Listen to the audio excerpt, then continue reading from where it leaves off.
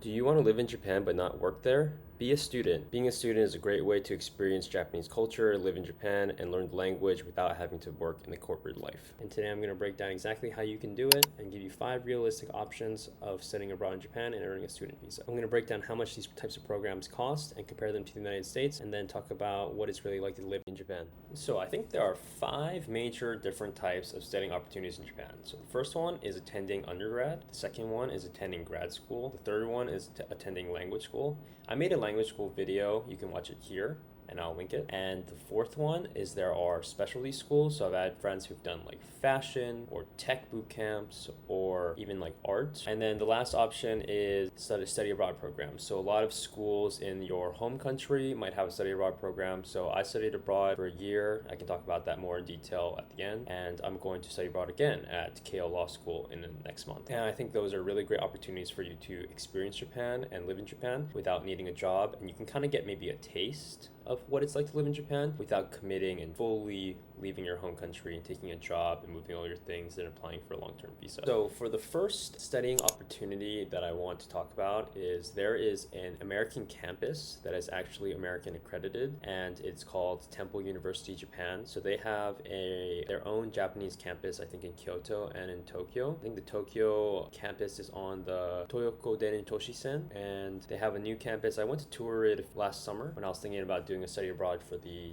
law school, and they have a bunch of different majors, but the number one thing I want to point out about this is you get an American degree in Japan and the tuition is significantly cheaper. It is actually insane how much cheaper it is. So just for reference, if you want to study full-time at University of Japan, it is 880,000 yen a semester. And so 880,000 yen is about 6,000 US today. And to compare, if you're an out-of-state resident of Pennsylvania, for the year, it's $45,456. So Temple University Japan is about 12,000 for the year, and Fox School of Business for a non-Pennsylvania resident is about 45,000 a year, and a liberal arts degree is about 36,000 a year. So it's about 3 to 4 times more expensive to study in Pennsylvania versus studying in Japan. If you have any desire to live in Japan, this would be a great opportunity for you to live cheaper and study and also earn an American degree that you can use to port to grad school or to port to American jobs. And there's a big university in the United States. You know, it's kind of still a big brand. A lot of people know Temple University, and I think it's something that I wish I knew when I was coming out of high school, because I would have really considered it, especially at the reduced price and reduced cost. If you're not from the United States and you still want to study in Japan, or if you are from the United States but you want to go to a more traditional Japanese university because you want to work in Japan, having one of the universities in Japan with a Japanese name brand recognition helps a lot getting a job. If you can go to one of the big 3 privates or to Todai Daigaku, I think that would be a great opportunity and help you get a big leg up of living in Japan. I know a bunch of foreigners that studied at Waseda, Sophia, and Keio, and some Kodaisei from graduate school that worked in AI or some kind of science or biotech lab. And I think that those are really great opportunities because, again, I harp on this a lot. The United States tuition is just astronomical. It is actually just unconscionable how much they started to charge the last 20 years. And I think you should think really long and hard before you sign the student loan agreements, because I have friends that have barely made a dent and they've been paying 8-10 years already. And so just for perspective, Waseda's undergrad tuition for 1 year is approximately 1 million to 1.5 million yen, and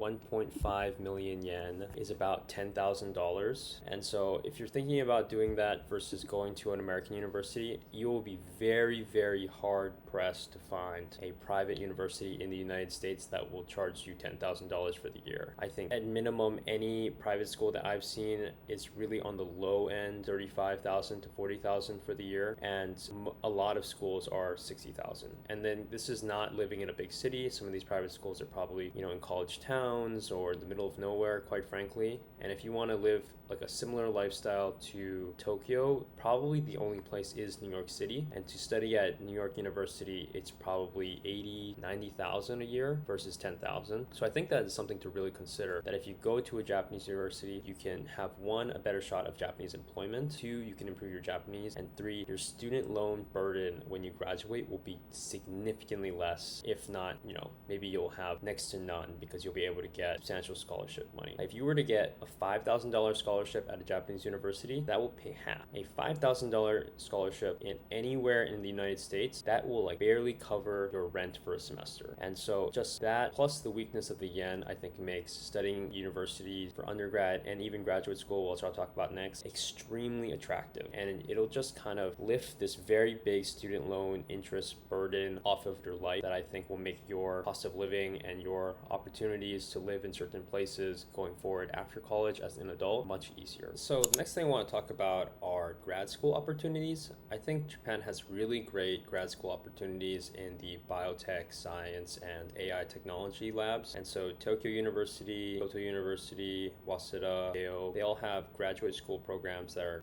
could be conducted in English. There's also Japanese courses, but there are opportunities for people who don't speak Japanese. And so just to list off a few, Tokyo University has education, engineering, economics, medicine, science, IT, and a lot of these programs are really prestigious in Japan and abroad. Tokyo is ranked extremely high on the World University rankings. Also, there are English programs at Waseda, and just to put it in comparison, so Waseda has master's programs in business and finance, and I want to keep emphasizing this. It is so much cheap to go to grad school in Japan versus the United States. So if you live in the United States and you want to live in Japan, or you want to try to live in Japan and you need an advanced degree, it is so much cheaper to get a degree in Japan. So for example, business and finance is kind of like a master's, an MBA kind of similar program, and it is 1,640,000 yen. And that is approximately 11,000-ish dollars. If you were to go to USC for an MBA, tuition alone is 80,000. And so we're talking about like a very, very large student loan burden that you will come out with after you do this MBA. And so the total cost for this type of program, first year USC MBA is 90,000, the second year is 78,000, and you're going to owe so much money in interest, and you're going to basically be paying it your entire career. Whereas you could pay a substantial amount less if you go to a graduate school program in Japan. And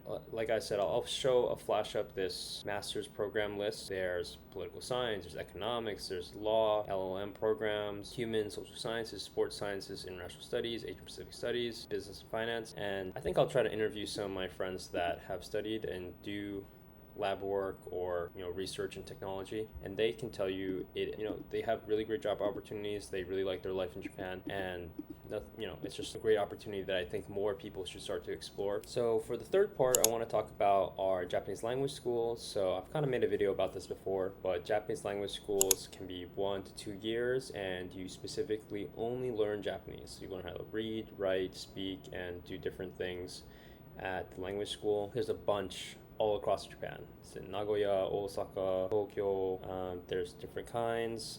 I personally went to Kai Language School. That was in Shinokubo in Shinjuku, and I loved it. I had a ton of fun. I think it's really awesome. If you want to see my experience and how much I paid, I'll link it to this video right here. And I just think it's a great opportunity. You can go to Japan, you can work part-time. I personally worked part-time at like a hotel. I thought it was a really great experience. Could have practiced my Japanese, do Japanese customer service, and it was just, a good time. Really nice, time to get back personally. I wanted to live in Japan again, and I thought that was a great way for me to do that. It did cost a lot of money, so I personally saved like $30,000 to do that for a year because I knew I wasn't going to work or have reliable income, but it was, a great time. I definitely recommend doing it if you want to live in Japan. But there's all kinds. There's Fukuoka schools, there's Hokkaido schools if you want to live in cheaper parts of Japan, and I think it's something that you could entertain. I would say though, there are a lot of jobs in Japan after language school that require an undergrad degree. So maybe it'd be better if you don't have a degree, you should go to the undergrad route like I talked about in part 1. But if you do have a degree in the United States or in your host country, then you could go to language school, improve your Japanese, pass N2, pass N1 or something like that, and then get a much better job so you don't have to teach English or be a recruiter and be relegated to kind of like a foreigner job. This would also give you 2 years to live in Japan. You kind of feel it out, see if you like it or don't like it, and if you don't like it, you can always go home. A lot of my friends went back to their home country after the program, or they only did like maybe a 6-month program, and they ended up getting jobs and ended up turning back to their old life, and it was just kind of a special time that they'll never get back. So the next thing I want to talk about are called senmon gakko Gakuko. So these are like specialty schools in Japan, and you can kind of pick your focus area. So there's like design, there's art, there's mechanics, there's agriculture. I've seen some. There's even one that coding AI bootcamp. It's pretty popular. I've met a few people that have done this one. It's called Wagon is a website. They have like different coding boot camps like in and around Japan. That's maybe something you could check out if you're interested in something like that. And so these schools will give you a visa. You don't have to learn Japanese necessarily. Some of them are conducted only in Japanese though. That is something you gotta check and research. So if you don't want to go to undergrad or grad school or do language school, this is like another potential option for you. Or you can move to Japan, live there, study something, get a student visa, and learn a special trade or skill. And now the last thing I want to talk about are study abroad options. So I guess a little bit about me. During undergrad, I studied abroad in my sophomore year at Obirin Daigaku from the University of Hawaii. I went for a year. I lived in Machida, and I lived with like two old Japanese people and a couple. I did a homestay. It was like really great experience. We had this thing called Reconnaissance Japan. So we had classes in Japanese, and then we had a bunch of classes in English. Took like social, like history, like Japanese society, like those kind of classes. There weren't a lot of classes like for my major or anything like that. So it was nice that I went before I got into business school and before I started my major specific classes. So if you can study abroad earlier rather than later, I think it would give you an opportunity to maybe stay in Japan longer. I love Japan. I fell in love with Japan after doing that study abroad. It was like really great because I got to experience Japan, get used to riding the trains. Like my Japanese got way better, especially at the homestay, because like almost every night we would like talk at dinner or in the morning, and I would just pick up different words here and there and get better at different expressions. It also helped that I had class every day, and so I would learn Japanese at school and then I would use it at home. And then when you would start to learn like different words, you would start to remember them or certain grammar patterns, and you'd kind of recognize them and figure out what they're trying to say. So I think studying abroad is a really great option. If you have the opportunity to study abroad, I think that would be a much more fluid way to go to Japan versus like having to quit your job and move your whole life to Japan to do one of the other school options I was talking about. So if you go to undergrad in your home country and you can study abroad in Japan, I think it'd be a great way. You can get like a super quick taste, especially if your credits will transfer back to your home institution. So you don't have to worry about, you know, how respected Japan universities are in your home country, whether or not they'll have your major and all these kinds of things. The one downside I would say though is if you love Japan too much after your study abroad, you will go into post-Japan depression. And so another study abroad thing that I think maybe people don't know about is you can actually study abroad in grad school. So I go to law school right now, and I'm going to study abroad at Keio Law School for a quarter, and so I'm really excited. It's going to be great. And then I have another friend that's studying at the University of Oregon, and she just did the Temple University Japan Law School transfer, and so she went for a semester and she took a bunch of classes. I was also told sneakily from her that the curve and the classes are not as hard. So if you want a semi-break in law school and not have to grind as hard, maybe studying abroad and doing a law school exchange would be a really great experience. I'm also going to make a second video about my summer work experience at a Japanese law firm last year and the Santa Clara study abroad program that I was participating in. But there are all these kinds of exchanges and study abroad opportunities in Japan, even in grad school. So if you go to a grad school in your home country in Europe or in the United States, I think, or even like anywhere else around the world, you know, if you have an opportunity to study abroad in a grad school, I think it'd be a great experience and another way to experience Japan. And you know, once you start working, it's really hard to get these kinds of long stints and opportunities to live in Japan unless you're gonna just take a job there or move there full time. So studying in Japan isn't just about academics. You can also expand your worldview and make friends from around the world. I think it's a really great opportunity to learn a new culture, practice your language skills, and kind of see how people in Asia live. Japan is very different from the West, so if you want to get a taste of what Asia is like and food and the culture, I think that is a great choice.